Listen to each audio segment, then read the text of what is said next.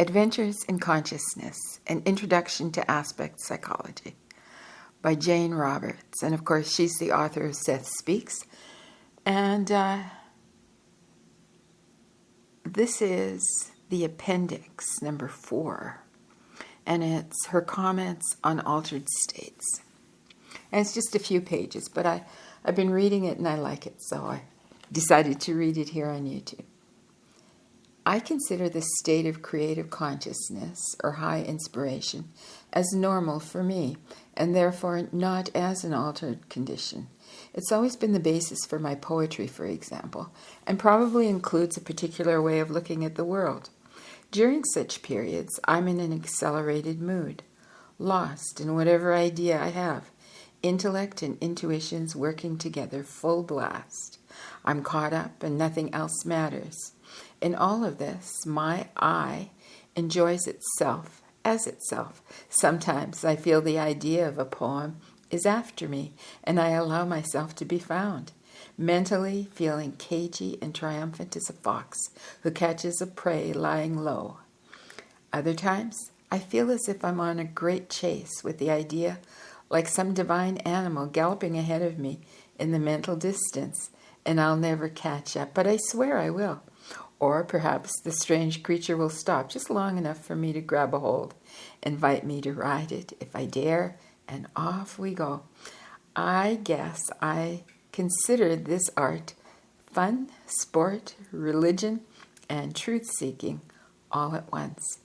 In a Seth trance, though, everything changes. The I that is so filled with excitement in the usual creative state steps aside. I open the door, and the strange divine animal comes prancing in to perform all by itself in the creature arena of my mind. I'm tempted to say, forgive me for the analogy, Seth, except that I'm sure he understands, for I've caught the inspiration. It's here in the open. It speaks. And what do we make of it?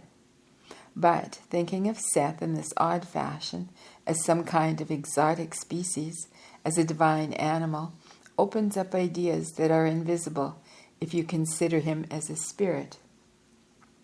He is a different kind of species, whether mental, creature, or spiritual. And in my terms at least, he brings gifts, because his books just come.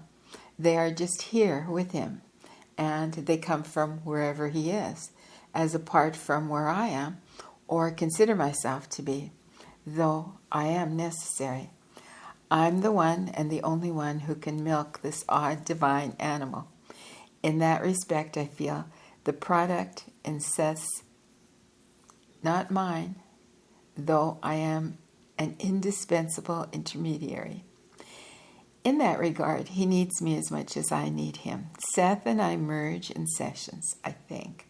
Seth doesn't turn into me, but I may partially turn into Seth, becoming more in certain terms than I usually am, letting the personogram imprint its messages on my psyche, and not, for example, imprinting my messages on Seth's psyche. Funny, if the personogram might be some kind of psychic species go-between, connecting our creaturehood with spirithood that we don't yet understand. In many dreams, I'm being imprinted. At least, I'm being given Seth material, often night after night. I'm quite aware that this is happening. Sometimes I get tired of it and I yell out, okay, Seth, cut it out for a while. And he does. Yet, the passages of the book or whatever vanish when I try to recall them. I know that they reappear in book dictation, so I'm being programmed. In some sessions, the program is simply played back. Rob takes the dictation, and that's that. In other sessions, Seth is right there with the material I know he hasn't given me before. I'm aware of being inside what he is, to some extent basking in his exuberance, energy, and wisdom. In one way or another, though, Seth comes into my home station. Whatever his reality elsewhere during a session, he is alive and immediate.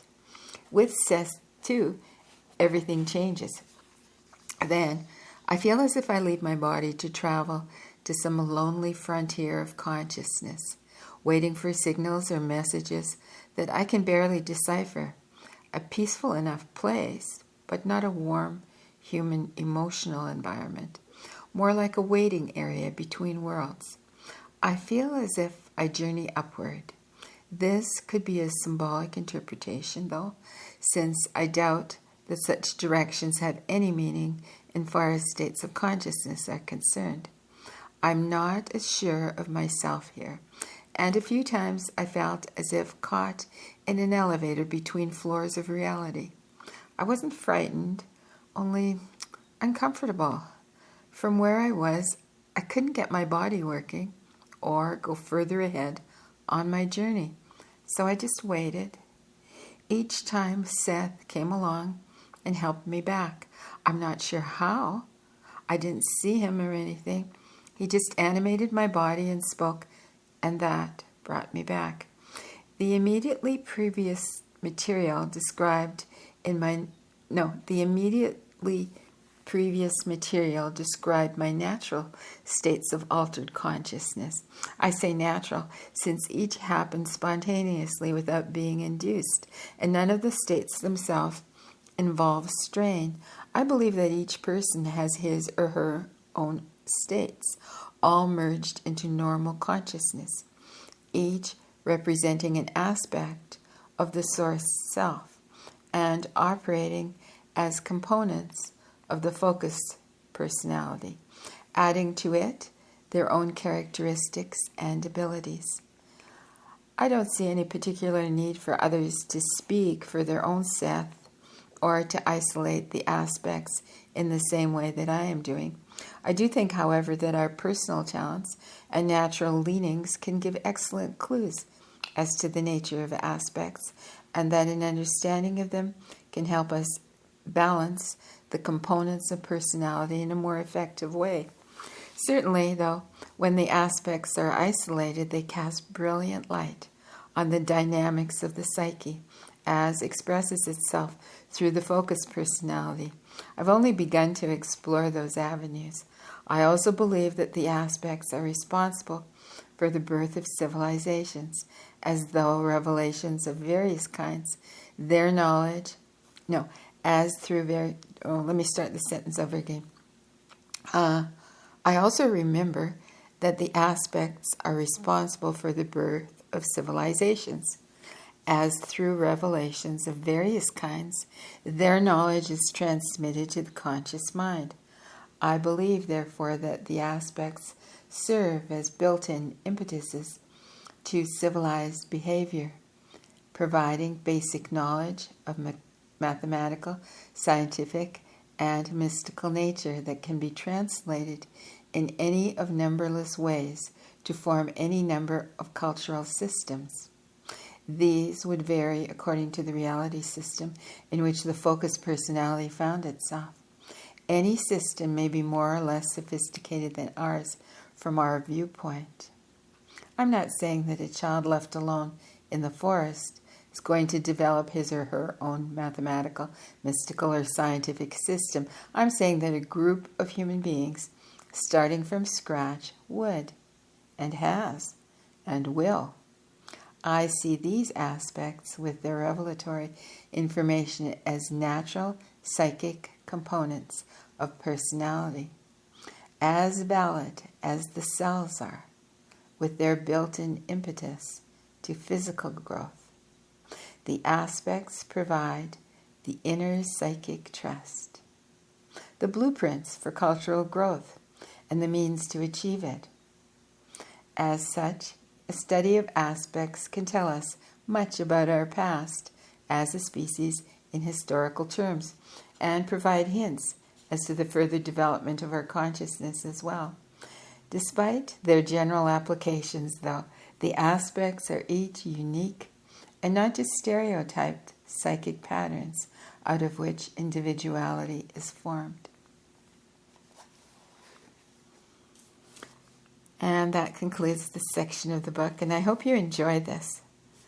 Oh, so interesting, so exciting. I feel like starting all over again at the beginning of this book. Well, till soon.